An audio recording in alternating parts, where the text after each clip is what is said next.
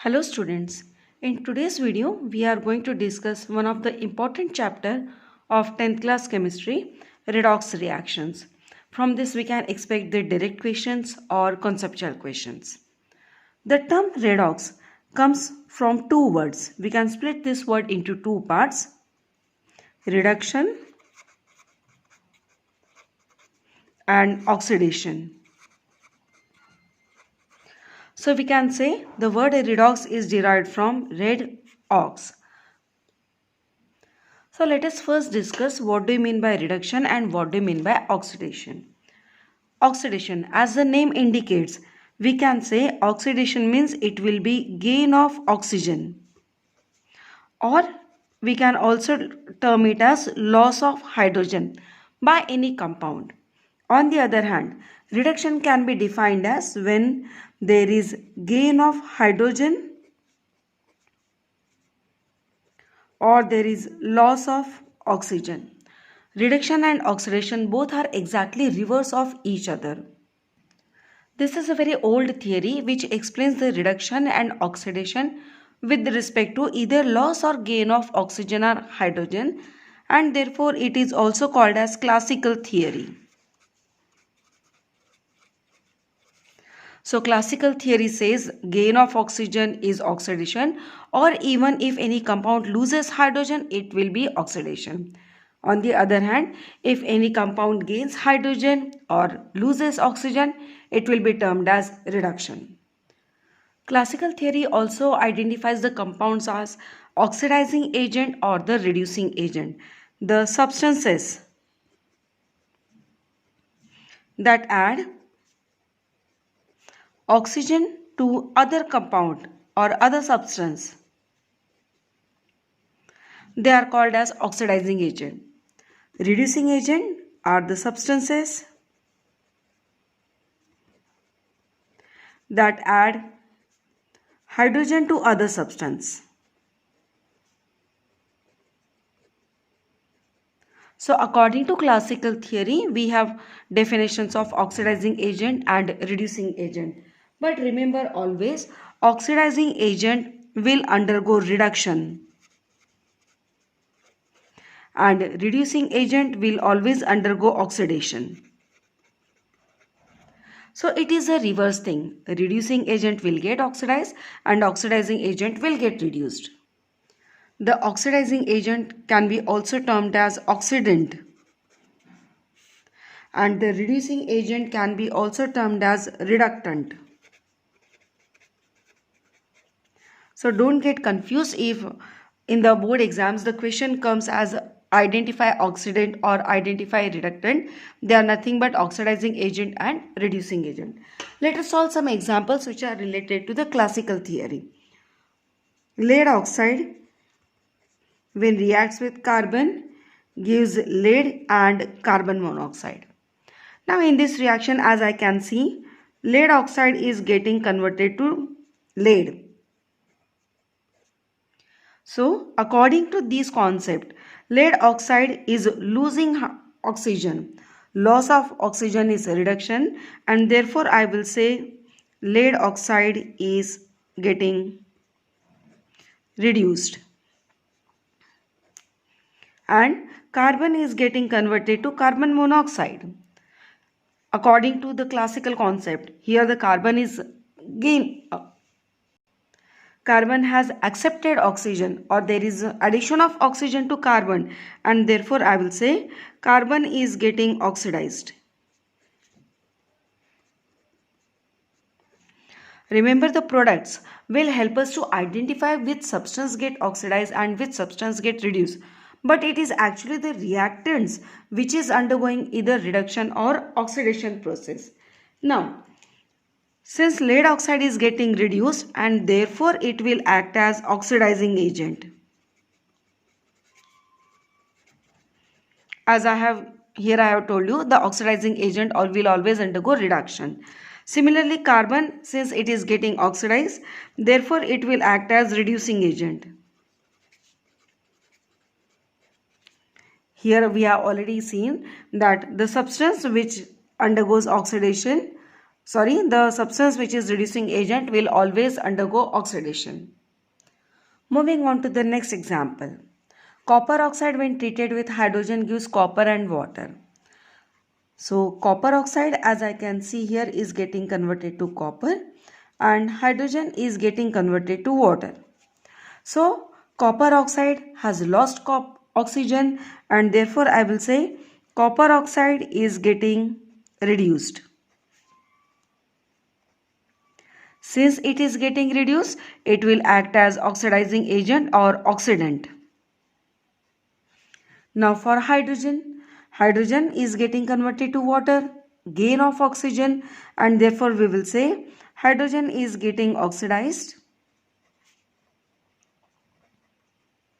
And since it is getting oxidized, the reverse thing will happen, that is it will act as reductant. Let us discuss one more example. Zinc oxide when treated with carbon will form zinc and carbon monoxide. It is very clear that zinc oxide is losing oxygen, therefore it will be reduced, will act as oxidizing agent. Carbon is accepting oxygen, it is a gain of oxygen, therefore it gets oxidized and act as oxidizing agent. Now these theories, it was based on loss or gain of oxygen or hydrogen. But there is one more theory and we call it as electronic theory.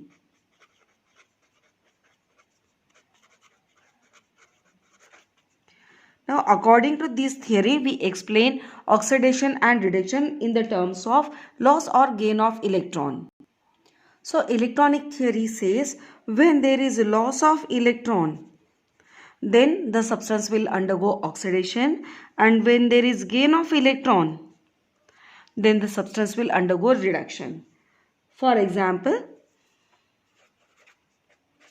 let us prove that the reaction 2 copper plus oxygen gives copper oxide is a redox reaction. Now how we will prove this? Copper, we know metal, and the metal have a tendency to lose electron and therefore it will lose 2 electron. Oxygen, being a non-metal, we know that it has a tendency of acceptance of electron. It will accept the electron and form anion. Now copper cation and oxygen anion will form the compound copper oxide. So from this what we can guess, that copper, it is getting oxidized and therefore act as reductant. On the other hand, here oxygen has accepted electron and therefore it is undergoing reduction and it will act as oxidizing agent. We'll discuss one more example. Second example, sodium and chlorine gives sodium chloride. Now in this reaction, whether it is a redox reaction or no, again I will say sodium, being a metal, will always lose the electron and therefore I will say sodium is oxidized. Since it is oxidized, obviously it will act as a reductant. And chlorine, being non-metal, will accept the electron, will form an ion, and therefore I will say since there is a gain of electron is reduction, so I will say chlorine is getting reduced and it act as oxidant or oxidizing agent. Now we have discussed two theories, one is classical theory and another is electronic theory. But there is one more theory which explains oxidation and reduction with respect to loss or gain of electronegative elements. So let us discuss third theory for oxidation and reduction with respect to addition and removal of electronegative element. If the electronegative element is added to the substance, it will be oxidation, and if electronegative element is removed from the substance, it will be reduction. For example, sodium reacts with oxygen to give sodium oxide. Let us balance it. Now in this example, as we can say, oxygen being electronegative element is added to sodium. Therefore, I will say sodium is getting oxidized. Since it is getting oxidized, obviously it will act as reducing agent. And oxygen, it has been removed. Instead of O2 we have only one O here. So oxygen is getting reduced, or we can say it acts as oxidizing agent.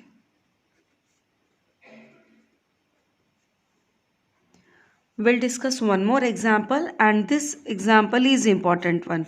Many times it has been asked in the board exam. Manganese dioxide when treated with hydrogen chloride gives manganese chloride, water and chlorine. Now in this reaction the students get confused whether HCl is getting oxidized to water or HCl is getting oxidized to chlorine. Now according to this concept, removal of electronegative element is reduction and addition of electronegative element is oxidation. Oxygen is more electronegative than chlorine, and oxygen has been added to hydrogen, and therefore we'll say HCl is oxidized and therefore it acts as oxidizing agent. Whereas manganese dioxide, it is getting reduced as oxygen, which is more electronegative element, it has been removed, and the less electronegative element chlorine has been added. Therefore manganese dioxide acts as oxidizing agent. Remember, this is an important example. Now basically why we need to study oxidation and reduction reaction?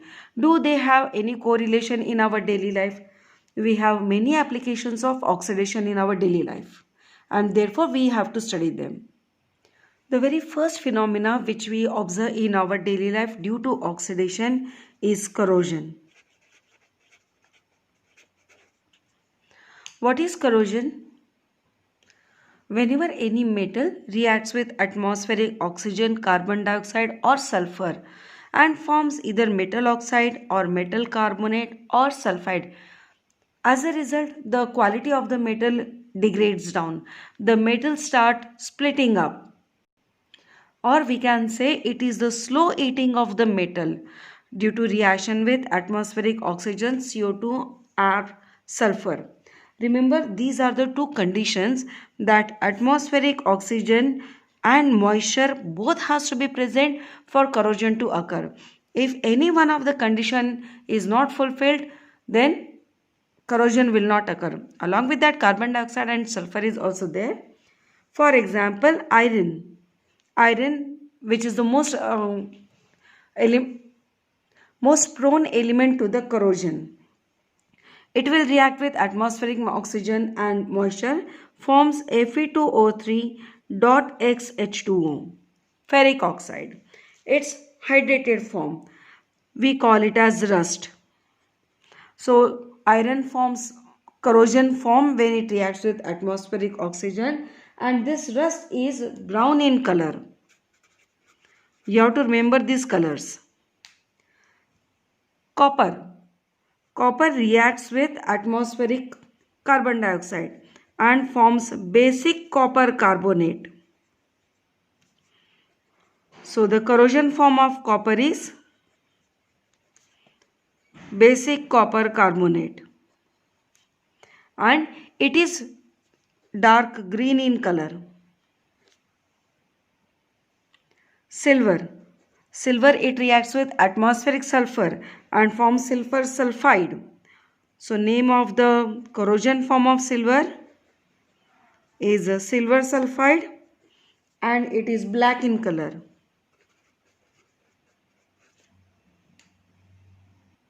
You must have seen the old age copper coins or the silver articles. They lose their shine, they lose their luster, and they change their color as they come in contact with atmospheric either oxygen, carbon dioxide and sulfur. They get corroded, and that results in the degradation of the quality of the metal.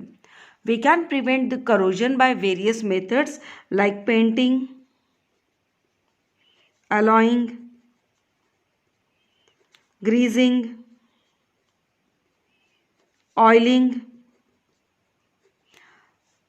anodizing. So these are the various methods to prevent from corrosion.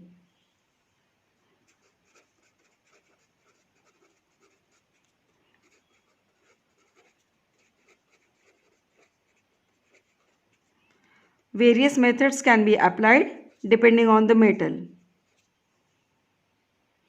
Now this corrosion can be removed by using certain basic substances. For example, you must have seen the silver articles getting rubbed by toothpaste or tooth powder. That will help to remove this black coating of the oxide, of the sulfide on the silver, and silver will gain its shiny color again. The second impact of oxidation in our daily life, that the spoiling of food, which we call as rancidity. In summer days, you must have noticed that the food which contains oil and fat in large amount, it changes its smell and it changes its odor, smell and taste. Both these things are changed. This phenomena is basically oxidation. So the oil and fat containing food, they get oxidized and their taste and smell changes. So there are two impacts on the food. One is the taste changes and another is the smell changes. And this phenomena we call as rancidity.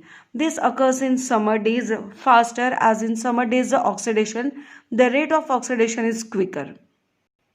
But obviously we can prevent the food from the rancidity, and there are many methods to prevent the food from rancidity. For example, by storing the food in refrigerator, or we can say at cool places. Secondly, by storing the food in airtight container.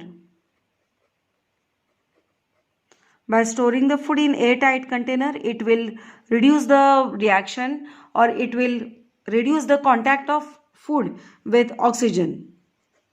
Thirdly, by adding antioxidants. Antioxidants like ascorbic acid or vitamin C. These are added to the food so that the food do not get rancid easily. And lastly, by flushing with nitrogen.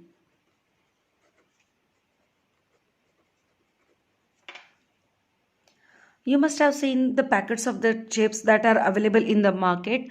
They are filled with air. They are not filled with air. Actually, they are flushed with nitrogen. They are filled with nitrogen. Now the question is, why with nitrogen only? Nitrogen is an inert element.